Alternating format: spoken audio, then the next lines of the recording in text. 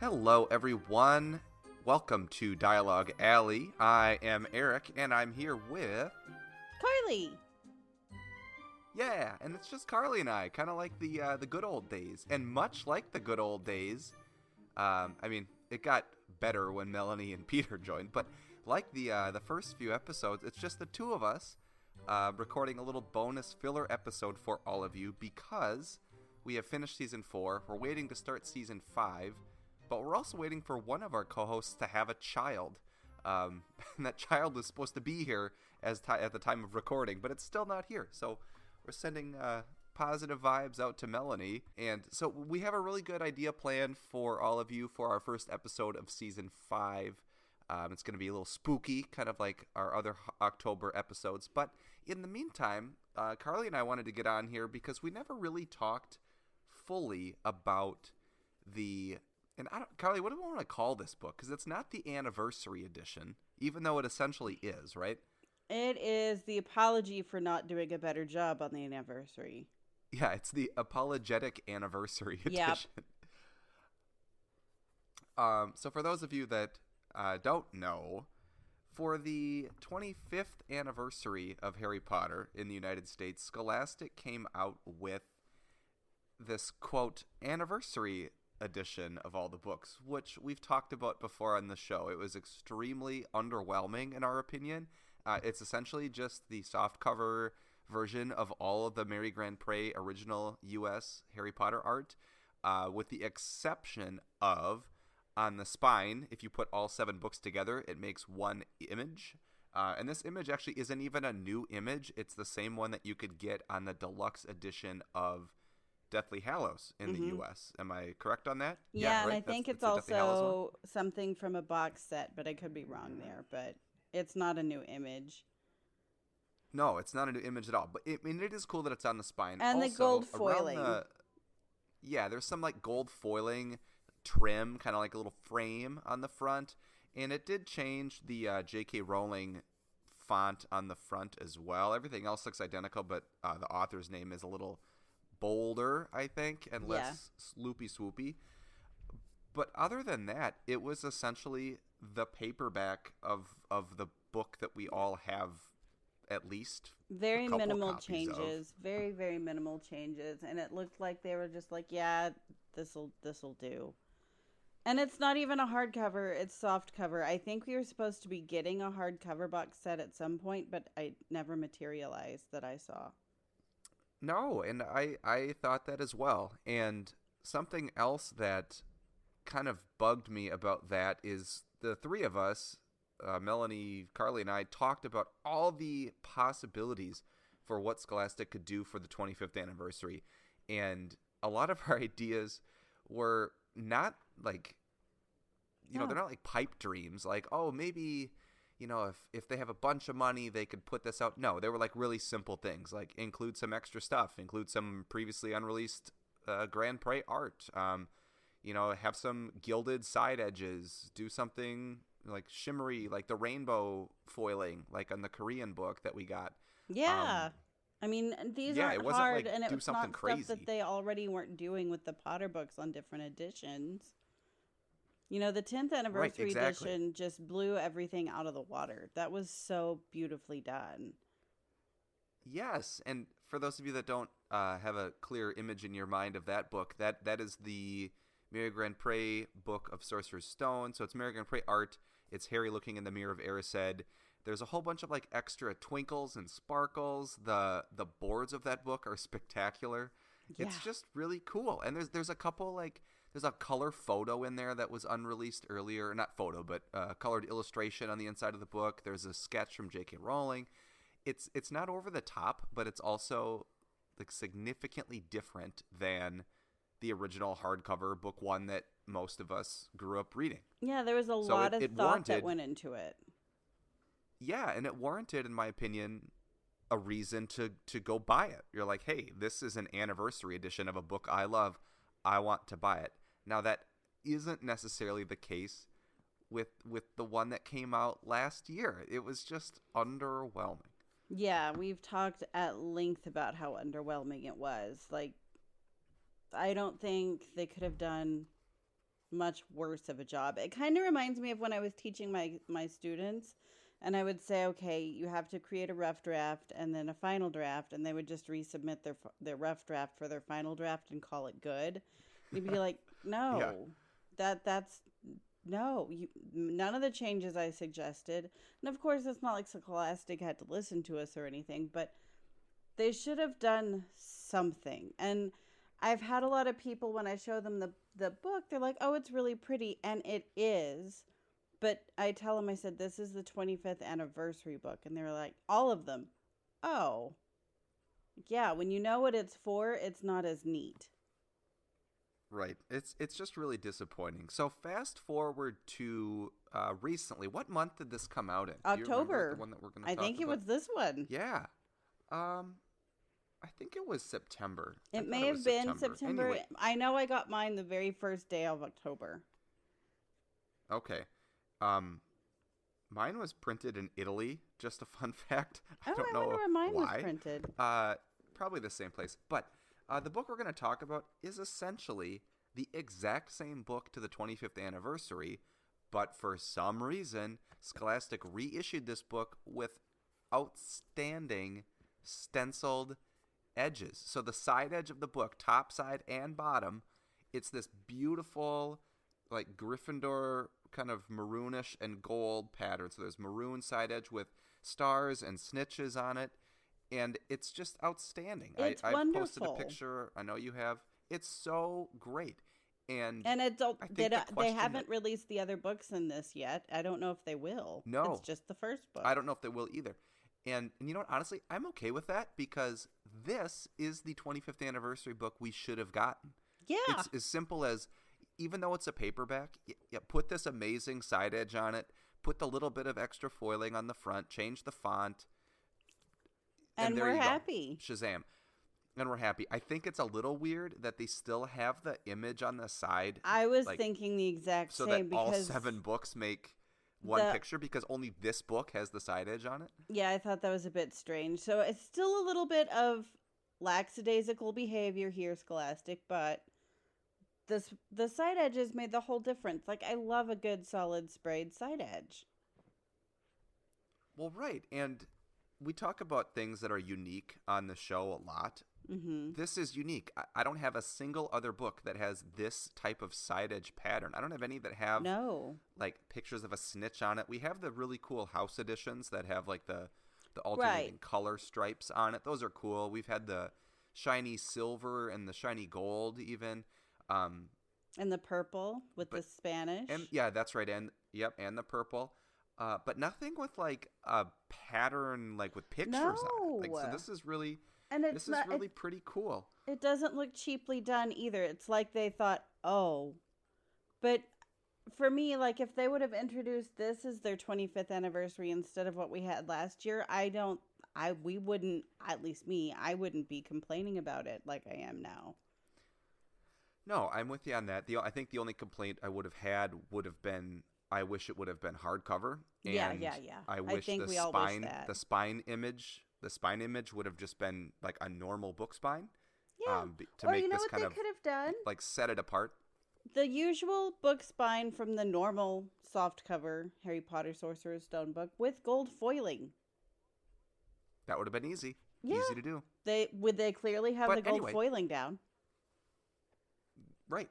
But they didn't have to. I think all they had to do was do this this side edge. And made all the difference. In terms of content inside the book, there is nothing extra. There is like a lot more things advertised. Like there's the what do we call them? The supplemental books, like the Fantastic Hogwarts Beasts, Library. Quidditch Through the Ages. Yeah, the Hogwarts Library, there you go. And like there's a nice ad for that on the back cover. On the front inside cover, there's an ad for the rest of the books in this series, which honestly, it's the exact same interior as the other book. So that's kind of weird to me, is that the inside of the book is identical. It's almost like someone at Scholastic really did go, hey, you know what? We should have done something better for this. And this was, I guarantee you, the cost of adding this stenciled side edge was not gonna break the bank because it's not it's really not that much. You know what's interesting though, because I've got my 25th anniversary here as well. The 25th anniversary was printed in the U.S. first of all, instead of Italy, and it's not as floppy. Like the side edge, the wraps aren't as thick. Yeah, I noticed that too. It's almost feels a little sturdier, which I don't know if that's a good thing or not with the paperback book. Usually you want your paperback books to be a little floppier, otherwise you end up creasing them. But yeah, aside from those minor differences, like if you put them side by side and look at the front and the spine, you wouldn't notice a single difference. No. I noticed how thin the side-edged book was when I bought it at Barnes & Noble earlier this month, but I'm not complaining about that. I don't want it to seem like I'm just being so negative. I'm not. I just thought it was strange that it was so bendy. But I'm not. It's not a complaint. I think. No, and that could just be where it was printed, right? That could be the also materials true. that they had. That's probably like the most simple explanation of that difference. Yeah, what I think bothers me. Oh, go ahead. Oh, no, you go on because I have something else to add. Oh, okay. I was going to say what bothers me about the timing of this kind of, I don't know if we call it a re-release of the anniversary edition. It just creates all this this mess because you can buy this book that we're talking about. You can still buy the 25th anniversary one without the stenciled side edge. You can buy that book with the other 6 for a box set of 7 with the picture that they make. You can buy this really random box set of the first 3 books in this version without the stenciled side edge that come in a box set that still have the image on the spine, but you only get 3 books worth of that image, not the whole picture. So that seems weird. It just seems like they're just really loosely throwing these books out there has and hoping the first people 3 would buy books. them. Well, and Bloomsbury has the first 3 but books. Those are dedicated. Right, that was what I was going to say. Those are set. dedicated to that set, especially the first release of that set, because they do have a first 3 with Johnny Duddle art too. Yeah. But the first edition of I forget what they called it, but it's the first 3 books. The first edition of that is art that you can only find in that set. Same with the box art. It is dedicated for that set alone. And Bloomsbury did a great job. The Magic Adventure Begins, or the Magical Journey Begins, or something like that. And it's great for summer reading. That's when you see it promoted quite a bit. And I don't know if Scholastic saw that and was like, Bob, that is a great idea. So they jumped on board, but it wasn't as well thought through, because even though, you can buy that set now with Johnny Duddle art from Bloomsbury, that art doesn't form an image of the spine, right? Like the spine art doesn't do that. Does that make sense? Right, and that's where it does. Yeah. And that's where I'm guessing here that this edition, when the 25th anniversary edition of the first 7 of the 7 books, didn't sell as well as they wanted it to. So they're just trying to repurpose them as much as possible. And then maybe try to come out with something else to entice people. Like, I can see people getting this stenciled edge one, and they're like, oh, this is cool. Hey, it makes a picture on the spine. I guess I'll get the other 6. Like, that's the only reason I can think of for including the image on the spine. I wouldn't to want the get other people 6 to buy without more. the side edge spray either. So No, I wouldn't either. Like, if they were to come out with a 1 through 6 of these, I would probably sell off my 25th anniversary set and just have the side edge set, because it is so much prettier, and they cost the same, I believe.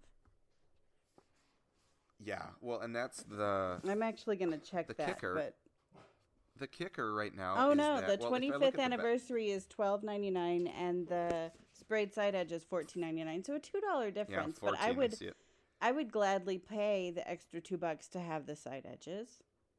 Well, the $2 is probably more than enough to cover the cost of the stenciling on the side. That's probably like 2 cents a book to add that on there. But what I've heard from people and seen on Instagram as well is that people have bought the 25th anniversary books and were underwhelmed, understandably, but still, like, if you're a collector like we are and you wanted one, you're like, I feel like I should get at least one. I mean, I only bought the first book and I have it. But then this book comes out and I see other people that maybe don't get everything like we do because they aren't as crazy as we are. They're like, you know what? I already have one that's pretty much the same book. I'm not going to spend another $15 to get pretty much the exact book with just this stenciled edge. Like, I feel like Scholastic kind of shot themselves in the foot with this one here. Like, yeah. Nothing was well thought through because they did. The second book, the re-release, was well done, in my opinion, comparably. But that they've already, I don't know. I think who's ever doing their sales and marketing is not paying any attention. You know, they can't say that, well, there's not a lot of people who buy this. They still have a whole dedicated wall at Barnes & Noble for Harry Potter, and it's still the same size, and it's still getting more merch quite a bit. So I don't think that's a problem. I think what is the problem is they're not paying attention to the books that they have, like, at all. They need to vary it up a bit. Yeah, and I think there might be a touch of, I'm not going to say this is the entire reason, but I think they're starting to get a touch of, if it's Harry Potter and we release it, people will buy it and we'll make money from it. And there's still that, but I think the target audience for that, which would be people our age that are just like, hey, a special version, I'm going to buy it. That's like, it's not enough to convince us necessarily. And just seeing the way they did that box set of the 3 books, it just, to me, they're not trying very hard. And I can see that. Like, we can tell that they're not putting their best effort forth to that. And it makes us grumpy a little bit. Like, hey, at least, like, this stenciled one, they could have at least made this a hardcover. I would have paid $5 more for a hardcover of this book with the stenciled side edge. Easy. And could you have imagined if they would have carried that art? Same one. Could you imagine if they would have carried that art through to the boards, like the stenciling over through the boards? Would have been amazing. Yeah. And they could have released all 7 with the exact same thing, but just had a different pattern for the stenciled side edge. Had a fairly decent. We would have bought it and had a fairly decent. We would have bought the whole set. Yeah, like if they would have put in a box the entire box set. Yeah, a box set with simple box art. We don't need super fancy box art. You know, sometimes some of the prettiest boxes in my collection and that I've seen just in general, it's a very simple box with well done book art, which this could have been. Hardcover Maigret Prey with foiling, the side edge stenciling, the boards. They could have carried the same design over to the boards, which would have been easy. And there you go. Yeah, it could have been, it literally could have been like a solid color with some stars on the box, and it says like 25th anniversary of Harry Potter. And I would have been like, wow, that's great. Or even you look 25. At it and you go, hey, that's the 25th. Yeah, 25 magical years or something, right? Or 25 years later, or, you know, something like that. And people would have been like, oh my gosh. But as it stands... and instead we get this box set with the spine image that we've seen. And you know what? I believe that same image is the one that's on the Scholastic paperback box set when they first released the Grand Prix art in a box set. I think you're right. If I'm not mistaken. They didn't even tout it beyond the website that I saw as the 25th anniversary. Like, I was buying these books when I bought the 25th anniversary. Nobody even knew it was the 25th anniversary because there weren't any signs. They just knew it was a different box or different cover art. Barely that. Right. And I think that at the end of the day, that is kind of what is especially the most disappointing of all this. They've made a giant to-do about the 20th anniversary box set. Yes. And granted, which was still soft cover. I know. Well, when you see what other countries have put out for their anniversary editions, I think that makes it even more like I Like also it's feel, just kind of like a slap your face type thing. Like I feel like Scholastic was probably a little bit embarrassed as well because the other countries, like look at Spain, or not Spain, but look at the Spanish editions though. That beautiful hardcover that we've covered with the sprayed purple edges. yeah. Oh, it's The outstanding. 25th anniversary box set from Denmark, wonderful. Bloomsbury, even that, it's very Even the simply Bloomsbury, done, but it's so it's well the original done cover, but it's got a shiny 25th anniversary with sticker. It's got a little additional bit more. content. Yep, it's got a little bit more like content on the Hmm. inside that talks about the history of like Harry Potter Yep. since day one. It talks about the The like the brown-beard wizard inside the book, and then why they yeah. changed the Dumbledore to Dumbledore on the back cover. It's so simple, but it's such a good anniversary edition that like that's all they had to do for Scholastic, Yeah. or just they could have done the stenciled edge paperback with a sticker on the front, You and know we what would have would been have like, been hooray! you know what would have been super neat too is like how Bloomsbury gave the history of Harry Potter kind of from a publication standpoint and some of the changes that were made. What if Scholastic would Yeah, have added additional content about how Arthur Levine acquired the book? Like that's a really sure. neat story. And Or just mentioned all the previous Scholastic published editions of Harry Potter. yeah, or even talk Easy. about that it's incredible that the first edition is still in print 120 or whatever it is prints later. That is incredible for a book.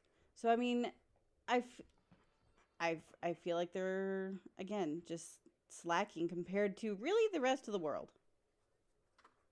Right, exactly.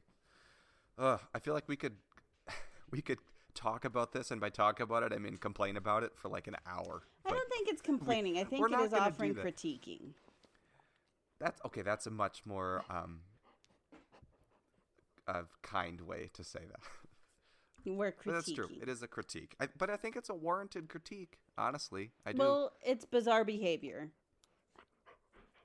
It is bizarre behavior. Um, you have anything else you want to say about this book? I do have one bit of news that I do want to just briefly mention, but I Go for want it. to discuss it with the crew. We did just hear that there is a plan to put a Harry Potter store in Chicago, Oh, which Chicago. is really awesome. That's Yeah, Peter's neck of the woods. I know. And that'll be So so I'm much. really hoping. I mean, I guess it's time to go back to Chicago.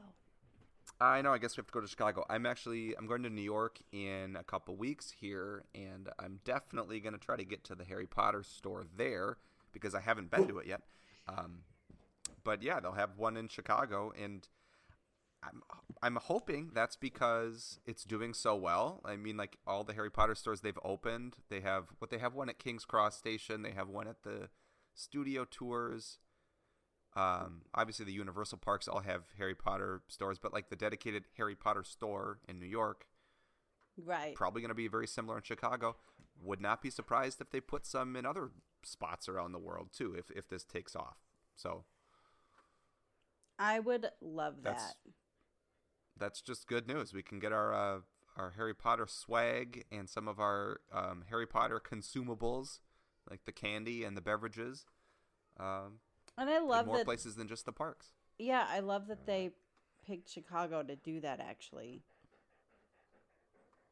It's a very central location. Exactly. That's my thoughts. And it's, for me, a little bit easier to get to than New York. Although, I have several people that live in New York, so I should really just go there anyway. Well, that's true. You should. Well, I don't have anything else. Do you have anything else? um, no, I mean, I've got a little bit of news, but we can wait for the actual season 5 kickoff to do what I want to, that. Yeah, let's do that because yeah, I don't even know what we call this. It's a bonus episode, but I guess it could be a. Well, and we can't not talk about this Braid Edge book. It's such a weird anomaly. No, we can't. And I wanted to talk about it for the longest time, and we just kept Same. waiting and waiting to start season 5, and I'm And like, there I was just no want to talk about it now. And there was no fanfare about the book. It just randomly showed up on Scholastic, which is so bizarre. Like, all of this is so weird. I know, and I'd forgotten that I'd pre-ordered it on Amazon, and then all of a sudden it just like showed up, and I opened the mail, and I was like, "Oh, hey, this book's here. Hey, this I'd is pretty actually nice." forgotten about it until I saw your photos, and I was like, "Oh yeah, I'll just go buy that." Gotta go buy it. And Yeah. I'm glad I did. It's yeah, beautiful, but I guess we should mention it's so easy to get. If you want to buy one of these, you can get it on Amazon. You can get it at Target. You can Barnes and Noble, Google Barnes and Noble, any bookstore. And right now it's just the first more difficult book. to find. Yeah, more difficult to find if you're not in the United States. But again, with the magic of the internet and shipping, you can still very easily acquire it. It just might cost you a little bit more to ship it overseas or wherever you may be that's not in the U.S. Yeah. Yeah. All right. Well, Carly, thanks for chatting. You too, Eric. I loved this. And I guess, yeah, I know. It was great. And we'll catch all of you listeners. Thanks for sticking with us during our little break here. And you'll catch us in a couple weeks when we come out with our episode 1 of season 5. And it's going to be spooky, but I mean, not too spooky, just a little spooky. Just fun spooky, not scary spooky. Just fun spooky. And my Halloween costume came in the mail. Oh, fantastic. We'll have pics in the Discord. Yeah, please do. And as always, if you want to get in touch with us, I'm on Instagram at Nocturne Eric. Carly is at All the Pretty Books. Melanie is at The Harry Potter Collection. Peter is at The Potter Collector. And you can check out our website, dialoguealley.com. You can check out our Discord, and you can access that by subscribing to us on Patreon, which is patreon.com/dialoguealley. We have a couple new Patreons since our season ended, so shout out to the new Patreons that added themselves, which is great. We love growing this community. Some people in there are already really excited about starting their collection. Yeah, so much fun. One person has and just hearing the different collection criteria that people have is so cool. I think someone said, like, I only collect... Oh, do you remember what it was, Carly? Books with Umbridge on the cover was one. Oh, that was... Yeah, that's somebody else. But a new person is like, I'm only... Like, I don't know. I can't think of it off the top of my head. We've but it's had something some like, really I only cool collect collection criteria, Prisoner of Azkaban books with unique cover art or something like that. It's just cool. It's just cool really to see what fun. other people are into, and it's cool to help people get the books they're looking for. So that's really fun. Exactly. Exactly. But anyway, thanks for joining us, everybody. We hope you had a good time. We did, and we'll catch you in a couple weeks for the premiere of season 5. Bye. Yep. Bye.